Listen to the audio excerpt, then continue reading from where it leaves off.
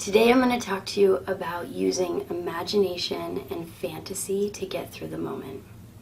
Sometimes our brain and bodies need to be able to concentrate on something that is joyful and pleasurable, something that we have gratitude for, but that is not in front of us. Through COVID-19, we're going to see a lot of things that we wish we had not seen, and we're going to have to do a lot of things that we wish we didn't have to do. And that's part of performing well as a team and getting through this. It's part of our resiliency to make it through an obstacle and a challenge. But in order to do that, sometimes we're going to have to take a break in our own minds to think about something joyful. And you all have probably heard, for as long as you've been alive, the phrase, go to your happy place. And people used to teach kids to do that at the dentist, getting shots.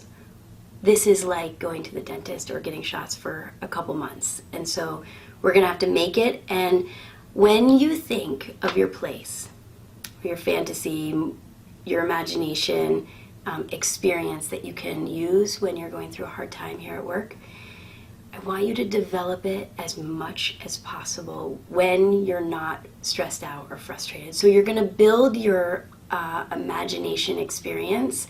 Maybe it's a place, it's a person, it's an experience, it's a trip that you've been on, it's a hobby that you like to do.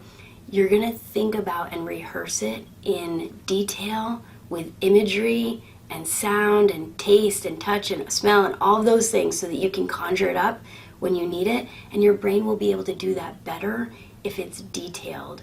So put pictures to it, put sounds to it, and make it be the thing that you can go to when you don't want to be in the moment that you are in right now, but you still need to perform. So the tip of the day is to create an experience in your mind, in your imagination, that you can draw on and bring back to the forefront of your mind when you don't want to be in the moment that you're in right now.